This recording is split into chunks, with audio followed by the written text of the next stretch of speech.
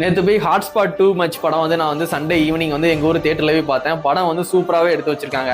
அதில் கதைன்னா எப்படின்னா வந்து ஃபர்ஸ்ட் ஹாஃபில் எப்படி எடுத்திருக்காங்கன்னா, நம்ம தளபதி ஃபேன்ஸ் வந்து சண்டை போடுவோம் பார்த்தீங்களா, கட் அவுட் வைக்கிறது, படத்தை அன்னைக்கு வந்து அவங்க ஃப்ரெண்ட்ஸுக்கிட்டே சண்டை போடுறது, தலை தான் பெஸ்ட்டு, தளபதி தான் பெஸ்ட்டுன்ட்டு. இதெல்லாம் வந்து ஒரு முட்டாள்தனம்.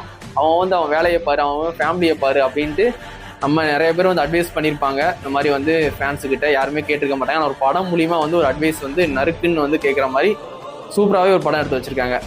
என்ன கதை தான் வந்து, ஒரு பக்கம் வந்து தலை ஃபேன்ஸு ஒரு பையன் இருப்பான், இங்கே தளபதி ஃபேன்ஸ் ஒரு பையன் இருப்பான்.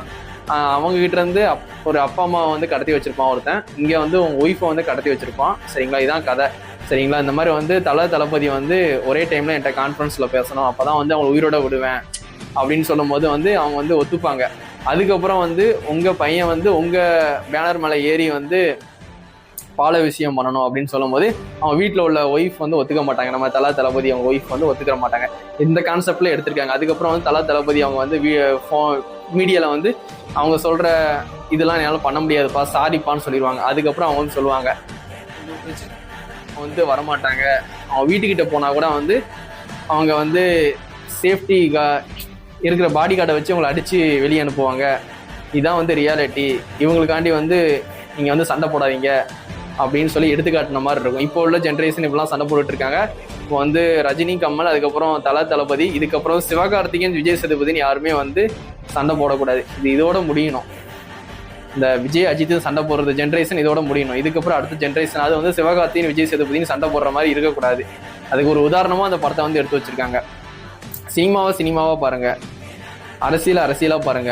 அரசியல் எலெக்ஷன் அன்னைக்கு போய் ஓட்டு போடுங்க, சினிமா அன்னைக்கு போய் தியேட்டர்ல போய் படத்தை பாருங்க. மற்ற டைம்ல வந்து நீ பெருசா நான் பெருசான்னு சண்டை உங்களுக்குள்ளே போட்டு உங்க டைமை வேஸ்ட் பண்ணிக்கிட்டு அதுக்கு உங்க வேலையை பார்த்து நீங்க என்ன மாதிரி முன்னேறலான்னு மட்டும் பாருங்க. லைஃப்ல இன்னொருத்தங்க முன்னேறத வச்சுக்கிட்டு அவங்க பின்னாடியே போய் உங்க லைஃப்பை வந்து வேஸ்ட் பண்ணிடாதீங்க. இதான் வந்து அட்வைஸா வந்து படமே எடுத்திருக்காங்க. படம் உண்மையிலே சூப்பரா இருக்கு. செகண்ட் ஹாஃப்ல வந்து என்ன எடுத்திருக்காங்கன்னா, அது வந்து கேர்ள்ஸ் வந்து கவர்ச்சியா வீடியோ போடுறது, கவர்ச்சியா ட்ரெஸ் பண்றது, இதெல்லாம் வந்து தப்பு அப்படின்னு எடுத்துக்காட்டுற மாதிரி செகண்ட் ஹாஃப் வந்து இருந்துச்சு இந்த படத்துல.